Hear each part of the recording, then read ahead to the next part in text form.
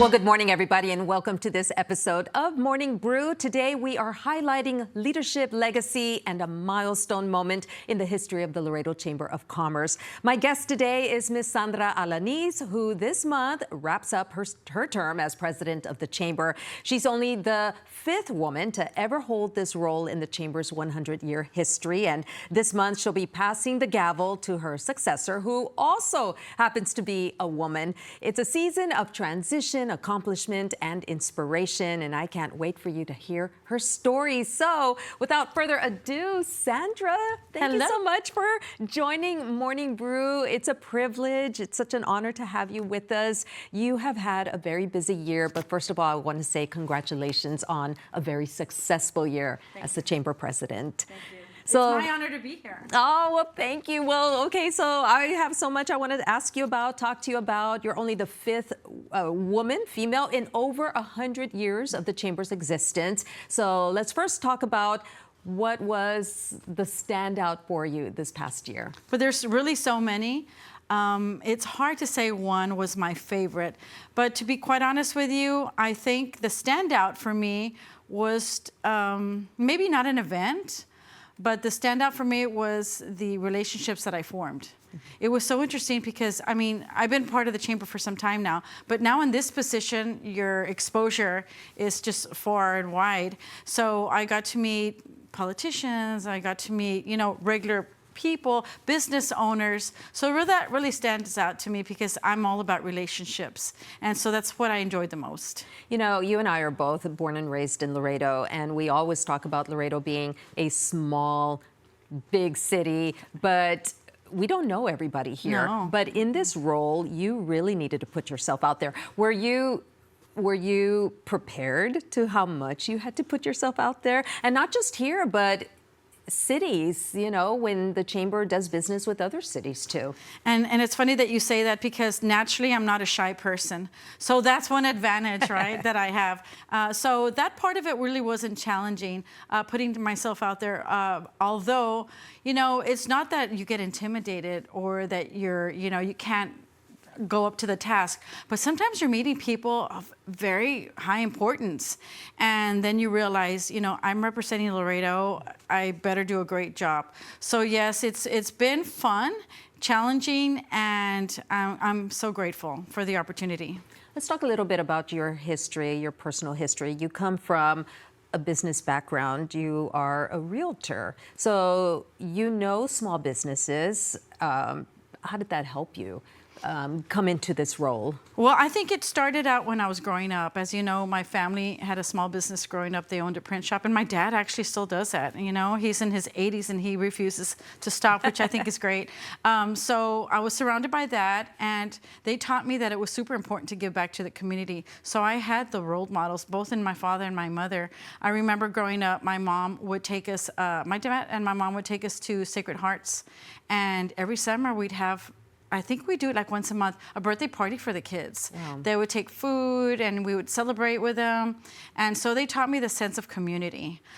So that was really important to me. And then, as I was growing up, I saw the struggles of owning a small business with my parents, depending on the economy. And then when the peso devaluated in the 80s, it was tough. And so I remember all those things. So as I got older and, went to college, I actually was going to Texas A&M in College Station. I ended up staying home in Laredo, and I got my bachelor's here, so I was able to continue working from my parents' business. And then I, got older, got my own business, and then started doing real estate for fun. I don't know if you know that. No. I started buying and selling homes at 25. I read an article, so silly, in the Wall Street Journal about foreclosures, and I was super intrigued. So I started looking for foreclosures. I couldn't find any but one at a bank, and they're like, why is a 25-year-old calling me about foreclosures?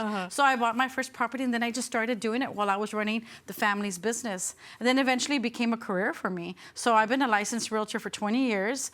We went on our own about, I think it's 14 years now. Wow. So yeah, so we bought the Remax franchise. So, have I been around business? Yes. So do I know the struggles? Absolutely. And so that gives me a kinship to the rest of the business owners here locally. So I would imagine, because you know the struggles and you've walked the walk and talked the talk, that a lot of the businesses probably felt very comfortable knowing that somebody who was going to be at the helm of the Chamber of Commerce knew exactly what needed to be done to promote them and try to help them, especially because we have had our struggles here in Laredo. Right, and I wish I had the stats, Mindy. I don't have the stats, but I do know the majority of the businesses here are small.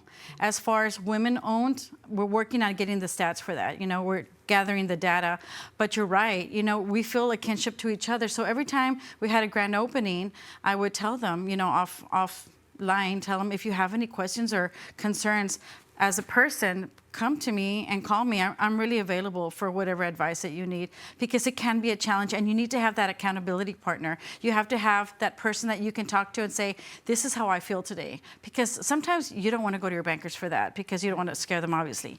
But it is challenging. So it was an interesting year. Well, let's talk about an interesting year. Let's talk about challenges of the year that you've had. And just for those who aren't aware, September 30th is going to be, that's it for you. That completes your term as presidency. Yeah. What do you think? Is there one challenge that you just weren't prepared for and you had to figure out how to overcome it? I'm all about positive thinking. And I really don't see things as a challenge other than a learning experience. However, I will tell you I was challenged because I had my agenda. But we have to remember the chamber is a machine. It's got its own agenda from the beginning. So it's October 1, hit the ground running. So whatever your agenda is, it's kind of hard to fit it in there, right? So I think my biggest challenge was being kind to myself, showing myself grace and saying, you are enough, you're doing enough, and you're doing a good job. Because there's always that self-talk saying, hey, you need to step it up and do better. Because it's a big responsibility. Just like being a realtor is a big responsibility, you're handling the largest transaction in someone's lifetime. I take it personally. And I took this very personally as well. Yeah, it seemed like you really hit the street running, the sidewalk running, like they say, because it was nonstop this past year for you. There was so much going on. What did it mean to you to be the 5th female president in over 100-year history of the chamber? That's a big title. It really is. I don't know. All I can say is that it made me feel validated. Personally, but it also made me feel validated for the volunteers more than anything, because we need representation. And when I joined the chamber, I kept on knocking on the doors of the big guys, and I said, we need representation. I'm not trying to be, feminist. I'm not trying to be a woman's liberal. No, I'm just trying to be equitable. Mm-hmm. If the majority of the volunteers are women, why aren't we represented in the leadership? Exactly. So that's when I started knocking on doors and making my viewpoints. And of course, everybody's going to hear what I have to say. Did you ever feel any kind of resentment from any men out there? Sorry, guys. But does that still exist, or do you think that they just respected you so much because of your background? I didn't get any negative feedback, honestly. In fact, those in power were actually open arms. They said, you're right, we do need this. Are you willing to take this? Because like I heard Mike Morosco say at a meeting one time, we don't have people, a line of people wanting to be chair of the chamber because it's a lot of responsibility. So the fact that I was raising my hand saying, you know what, if someone else can't do it, I'll do it. I think they were just grateful, the leadership at the time. So now, we have in our executive committee, we have about half and half. Okay. So I don't think this is going to be an exception anymore. I think it's going to be a rule. Well, from your lips to God's ears, because you've done an amazing job, and we need just a whole lot more Sandra Alanizes at the helm. Sandra, we're going to take a really quick break, but when we come back, we're going to dive into the significance of back-to-back female leadership at the chamber and what that means for the future of women in business right here in Laredo, Texas. Stay with us.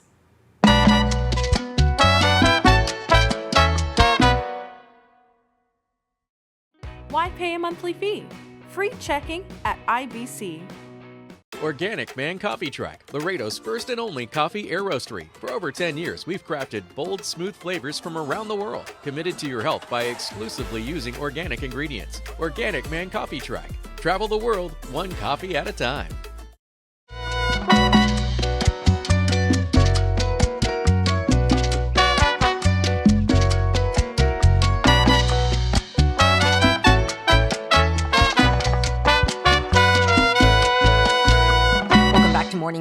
I'm talking with Ms. Sandra Alaniz. She's the outgoing president of the Laredo Chamber of Commerce, and she's wrapping up her term and passing the gavel on to her successor, who also happens to be a woman. It's the first time in chamber history that this has actually happened, back-to-back women. So we're going to talk about this monumental situation that we find ourselves in, and it's a good one. Yeah. So you brought your gavel with you. This My is Thor gavel. I love it. It's huge. So in just, a few weeks from now, it is going on to your successor. Tell us about her.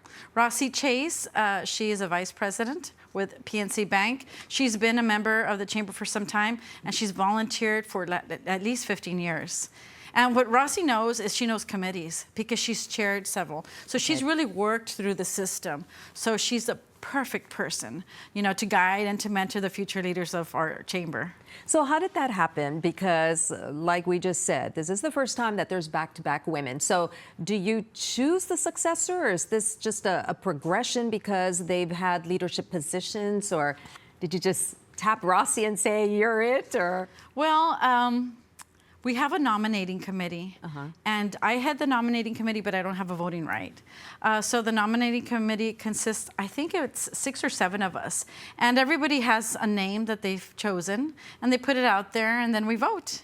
And basically, we base it on, the history and if they've volunteered for their organization. But you have to be part of the executive committee to be considered as chair for the chamber. Okay, so nominations came in, her name came in as a nomination, and then somebody has to go and tell her, okay, tag, you're it. Yes, so, we vote. Yeah. And, we can't disclose everything, right? But basically what happens is that everybody has their opinion. And one thing that I did want to mention to the group was that there had never been a female back-to-back. And what a time for it to happen now, because we don't know when the next female chair is going to be. So why not now? And everyone else was, in agreement. So tag, you're it. So yeah. I got to call her and congratulate her and tell her that she was going to be our next chair, and she was absolutely thrilled. Okay, well, that was my next question. Did she just fall over and faint, or? No. When you're serving on the executive committee, you should be aware that, that's where that next leadership position is going to take you. Yeah. So it could be any of them, part of our leadership team. So she's excited. She's hit the ground running since literally a few months ago. She's already assigned committee chairs. She's already assigned, different people to different committees. So she's very capable. Do you think, and I know I'm gonna get little haters out there for asking this question, but we have a lot of maternal instincts. We're moms, and we have, we're mama bears, and we care for our cubs. Do you think that plays a role in how forceful you all take your job as the chamber? You've got your small businesses, you care for them, you do everything in your power to do it, and we definitely bring a different element, that's absolutely. For certain. Because, women and men, our natures are completely different. Yes. So while the men bring, something else to the table, we bring some, a different viewpoint, per se, right? So, yes, I think it does help. And, like with myself, with the newer volunteers, I'm super nurturing with them.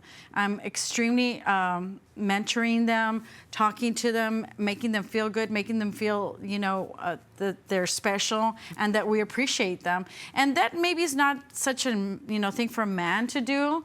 So it works out hand in hand, because we have got our past chair, which is Adrian Zapata, and he's really done his best. So yeah, he always tells me, you're not my big sister. Like, he's like, yeah. You're always telling me, no, that's just our nature, it's just the way we are. Yeah, that is definitely. So what advice have you shared with Rossi? With Rossi, yeah. What's your biggest, thing that you're going to tell her? Well, I've already told her. We started the year with, I told her, I don't want you to be new to the position. You need to kind of shadow me. So she's been shadowing me the whole year. Literally every event, every issue, every problem, every solution, she's been informed of it. So that when it's her turn, it's not a surprise. Yeah. She'll know how to handle it. She'll know who to go to. She'll know what questions to ask and when to speak and when not to speak. Because there's some things that we can't really do anything about, right? So she's been involved since day one. She's ready. She's ready to go. What do you hope that she continues from, moving from your leadership to her leadership? Well, I told her the other day, I don't know if I'm more excited that I was the chair or that you're the next chair. I don't know, because, she succeeds me as a female. What she is definitely going to continue is the role that we want for women in the chamber. That's one. Two, she's got a whole set of events planned for Women's Week. So she's going to continue that and take it to that next level. When is Women's Week? That's a good question. You need to ask Rossi. Okay. I remember. My brain has stopped at September the 30th, 31st. And that is it. Your position as president of the chamber, Rossi's incoming position as chamber, and the 4 women who preceded you. What is this? What's the momentum here? What do you hope that this springboards for women in the future? And it's funny that you asked that, because to me that was very special, and it was something that we should celebrate. So about maybe 3 months ago, we asked all the past chairs to come, and Clemma Owens lives out of town, so she came to Laredo. We had Lupita Canales here, Cinta Mares. We didn't get to visit with Miss Wheeler. Amber. Yes, Ms. Wheeler. However, we sat and we talked about our challenges. We talked about how they got to that role and how it influenced them, how they influenced others. And so we were able to learn from them what we can continue doing for the Chamber of Commerce. So we expect just to take it to that where, like I said before, it's not an exception. It's to the rule. It's something that it's a normal thing. Right. Chairwoman of the Chamber of Commerce. It's not, oh, she's a 5th woman. No, it's going to be, she's the chairwoman. Wow. Well, being a fly in the room with you guys, that must have been a force of nature to have such strong and just wonderful women, very empowered in that room with you guys. Cynthia Mares. What a wonderful. First ever chairwoman of the Chamber of Commerce in the history of Laredo. Wow. I asked her, how in the world did you manage that? Especially with all the volunteers being men at that time. That is incredible. So y'all just sat around and talked about all the... What did y'all talk about? We talked about all the good stuff. And, we invited Mr. Conchas. Okay. He was our CEO for so many years, and he was there. Miguel Conchas. Yeah, we talked about all the events, and we talked about, Cynthia was talking about NAFTA and the things that they had to, The big challenges. The challenges they had at that time. And they wanted to know what our challenges were. And they were so pleased to know that so many young people are involved now. The under 30, the under 35 volunteers are actually present and willing to work and excited about it. I know we did, I think, in 1 month, we probably did around 3 or 4 grand openings for women under 35 opening businesses. Really? That was that's one of my incredible. takeaways. Yeah, there's just so many things that you think of, right? Wow. It is incredible. Well, seeing the press releases that come through our newsroom here at KGNS, there's so many openings this past year. If I had something that I take away from this past year of chamber events, it had to have been the grand openings, which is just, very indicative of, they must have felt very empowered and brave and courageous to open up a business. Yes. We started with a little over 600 members. Now we're over 800. Wow. At the end of the year. I wanted 1,000, so Rossi's going to have to take it to that 1,000 mark. But I can tell you that it is hard. It's challenging. But you see the excitement in their eyes and that desire to do something for themselves, for the community, and for their family. And Right. it's just a whole celebration. Yeah, it is. It must be. Well, we're going to take another quick break, Sandra. We've heard about the impact, of course, of back-to-back women presidents at the Chamber. That's what we've been talking about. But when we come back, Sandra is going to share some personal reflections on what she's learned through this experience and what is next for her down the road. So don't go anywhere. Morning Brew is back in 2 minutes.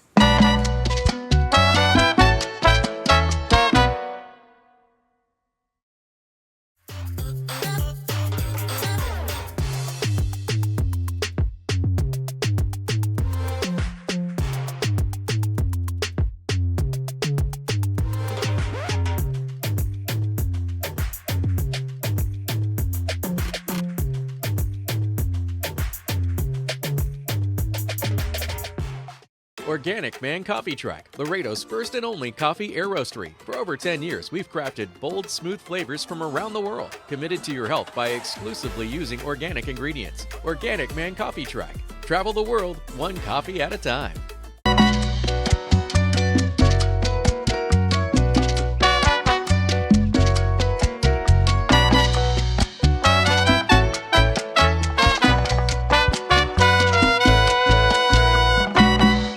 Back with Morning Brew, and today I am joined by Ms. Sandra Alaniz. She has just completed her term as president of the Laredo Chamber of Commerce. We've talked to her about her accomplishments and the significance of this historic transition, but now we want to know on a more personal level what Sandra has learned, how this role has shaped her, and what comes next for her. So let's talk a little bit about the role and how this changed you either professionally, personally. Have you grown this past year?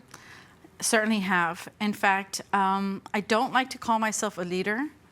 I don't see myself in that capacity. I see myself as a servant. And so obviously it's a leader-servant role. So I've learned even more so, and I thought, you know, I did an okay job before, but I've learned how to work with people, how to, you know, understand people's issues and be more empathetic if possible. Everybody has different, you know, spots where they're coming from. So you can't take things personally. You have to understand why are they feeling that way, and be more empathetic towards people. So if anything, I learned that, you know, that I'm a servant. It's a leadership position, but honestly, you're serving the greater good for the community. Yeah, absolutely. It was such a big role that you took on, and the four ladies before you. It's just listening to you, it's just overwhelming what this past year must have been for you. But being at the helm of this, you know, what do you think you're going to take away from it? That it's critical to give back to the community. And I'm going to be on, you know, my soapbox, trying to get that next person to say, raise their hand and say, hey, I'm next. Or try to mentor up these young men and women that are opening businesses to give back to the community, because in the end, that's who we have, is each other. And so we have to look out for each other, and basically that's what I'll be doing. Was there anything that you were not expecting this past year? You know, your predecessor from last year that maybe he failed to mention to you? Adrian. Anything that surprised you that you were like, oh crap, I wasn't expecting this. Yeah. You know, the political part of it, I guess. Because we have big people who come here. You know, Senator Ted Cruz. Yes. You know, there's. Yes, and I'm not a political person, so that probably was not a surprise, but oh no, I don't like this part of it. But you know, it's part of the job. So you do what you have to do, and you just honestly bring it back to the positive side. And try to, I guess, it's so hard to say. You just have to unite people, and that's basically what the chamber does: is unite and advocate for our businesses. So, in order to advocate, we have to be part of the political world. Yeah, they need to hear our message. Absolutely, and they need to hear what Laredo contributes to the global economy. You know, we are the biggest port, you know, in the nation, and they need to know that. You just hit it right there. I mean, our trip to Washington was super successful. I wasn't able to go. I was ill, but I can tell you that our representatives from the chamber went, and they met with just about everyone, and everyone in Washington knows who Laredo is, what we bring to the table, and also the traffic and the economy. So that's really critical to the chamber. Yeah, absolutely. It is a big responsibility because we need to make our name known at the higher level, and folks need to understand what little Laredo, Texas, which isn't that little, what we contribute to the rest of the world. Absolutely. So what's next for you? Okay, so you know, you're almost out, almost checked out, but Where are we going to see you coming up? Well, I have a few passion projects that my heart is very attached to. And you've heard me say before, probably the brain drain in Laredo. Absolutely. That is something that really I want to be focused on, the brain drain. Make sure kids know that they can come back to Laredo, live here, and have a good life. So that's one thing that I'm going to be working on, whether speaking at schools or at the university or, Laredo College, whichever it is, I'd like to do that. Another thing that I'm very involved in is Habitat for Humanity and also Neighbor Works. So, yeah, so obviously they go in line with what I do for a living, but to me, home ownership is very critical. And over the past 20 years that I've been licensed, there's nothing worse than hearing someone say, I can't afford to buy a home. Wow. So that is the worst thing. And honestly, you feel for the families, right? It's terrible. So those are the two things that I'll be focusing on, is helping people get home ownership that otherwise maybe thought they couldn't. Yeah. So that's what I'll be working on. Well, then we're gonna definitely cross paths. Yes. Habitat for Humanity, very close to my heart as well, and I think you're gonna be involved with the women build as well, correct? Yes, they tapped me as chair, and someone told me this morning, boy, you just can't get rid of that title. And I said, I think this is the last one. So I'm chairing the Habitat for Humanity Women's Build, and I know you're involved in that council as well. Yeah. We haven't put the date down yet, but we are having a fundraiser. I believe it's October the 16th, so you can go to the Habitat website and you'll see all that information there. Well, and that's something that's very important. And it's such a fun event, too, Yes. because there are women there. Everyone just comes out of what their normal routines are. Whatever you do on the weekend, you just got to tell your significant other, okay, I am out for the day. I'm going to go build a house. Yes. And it's fun. And people don't realize you're literally putting up the nails, putting up the doors. And my team was at the announcement yesterday, and they said, they picked you as chair. Did they see you not? They didn't see you doing a horrible job last year. I said, I tried my best. So this year I'm supervising. Well, you're going to be a fantastic chair. It's going to be a fun day. Thank you. I wanted to see if there was a message as we get ready to wrap up this morning brew. Is there a message you'd like to tell your businesses, the business community, the small businesses, the owners, everyone that you had a chance to meet this past year? What's the message you'd like to give them? First of all, a thanks for being a part of the Chamber of Commerce and for their advocacy on our part. So we're very grateful to that. Secondly, as business owners, if you haven't joined, really think about doing that, because there's no better way to build your network, in all honesty. So that's one. Another thing is that the challenges are going to come, but you have to just write them out. You have to have your plan, execute it, and just repeat. That's just business as it is. 10, 20, 30 years from now, that's just how business works. So, stay strong, have a good advisor, and make sure you have an advocate, on your part also, assisting you or, giving you advice on how to run your business. Yeah. But join the chamber. Join the chamber. I mean, it does take a team, and when you have people that you surround yourself with, that you all are all like-minded, it does help. Absolutely. You need to feel like you've got your village that's there to help you. Absolutely, yeah. Well, thank you so much, Sandra. It's been such a joy chatting with you. I'm going to miss you. You have done, no, we're going to cross paths in many different organizations, but you've been an amazing president, and it's just been a whole lot of fun going along with you this past year. Thank you, so Mindy. Congratulations It's to been you. fun for me, too. Thank you. Well, that does it for this podcast conversation with Sandra. I hope you are just as inspired as I am to do our very best to leave our mark as Sandra has. So until we meet again, enjoy the brew.